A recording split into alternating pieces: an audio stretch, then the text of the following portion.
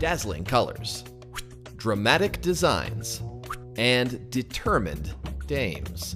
One game never had it so good in the World of Warcraft edition of Extra Content.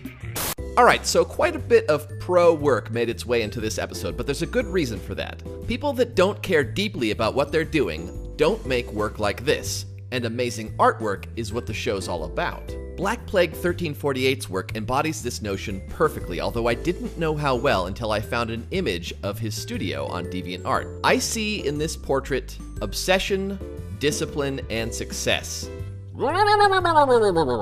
Lucasio Design's works are every bit as ambitious and, even better, unpainted.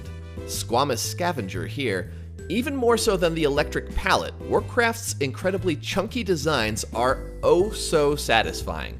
From the 100-foot god view of the original Warcraft RTS games, characters had to be really bold and efficient for the player to read them quickly.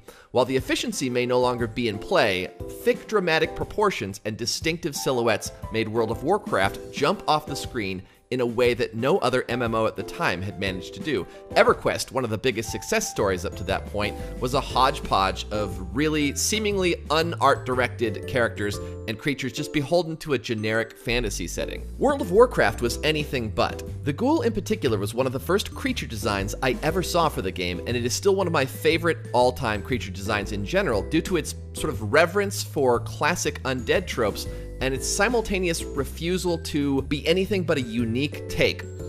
Whoops, we might have a new contender here. All that said, as much as I love absurd details, note that I didn't say I love absurd amounts of detail, but we'll go into that another time.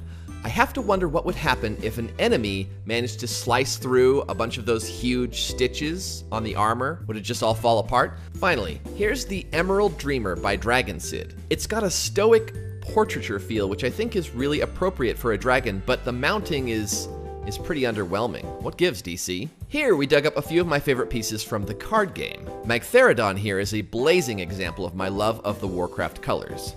And this fraternity of ghouls is begging for a story. Yeah, I decided to call a pack of ghouls a fraternity. Did you guys know that a gathering of owls is called a parliament? I simultaneously enjoy and revile this piece.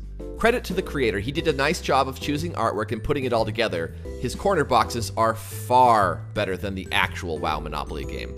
But to hell with this 200 flavors of Monopoly crap. It's so soulless. It's just people like, you know what people like? Shit they already like. You know what people want to play? Shit they already know how to play. Why not fill the shelves with Monopoly from corner to corner? People, just wander into an Empire Games sometime and expand your friggin' mind. Ugh. I need to calm my jangled nerves. Zug zug. Can I assume I'm the only one that got sort of an emotional reaction from the parts of this video where LD Austin subtly adjusts the character's position? It reminds me how fun it is to get lost in a painting and to be creating your own world. Oh, talk about a 1-2 punch. It's been years since I've made a mask, too. I wish more fans would make them because it's incredibly fun and satisfying to have a mold for something that you can produce a bunch of copies of and paint them in all kinds of different ways and give them out or sell them. Oh, it's a really satisfying hobby. The sculpt for this one was made by Carnival Obscura. I think I've shown their work before, and it was made for a company that has the Warcraft license. So I guess this is technically merch, but in any case, it's really well done, and I've got some pics of the finished mask on Extra Content Overtime. Speaking of official artwork, if Kamui Cosplay isn't already doing official WoW stuff, she should be. This armor is staggering in its level of detail, to say nothing of the rest of the costume. Here's Kamui in her workshop showing off her skills and the finished product at the same time.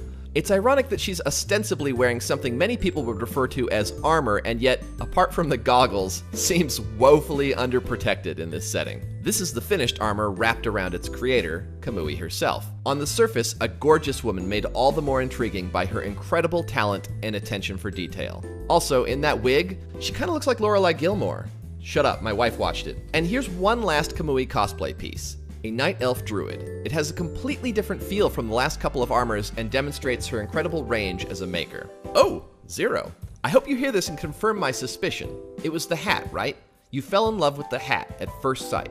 Things are a bit different this week on Extra Content. I'm deep into producing a Minecraft music video in collaboration with BebopVox, and it's taking over my schedule. Until it's finished, the main show of Extra Content will appear every other week, with overtime filling in for the off weeks. Check back here in 1 week for more wonderful World of Warcraft wares.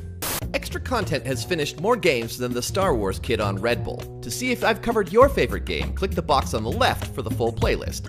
And if you just want to go straight to the goodness, watch the BioShock episode right now by clicking the box on the right. This has been Ian with Verbal Processing for Extra Content. Cheers.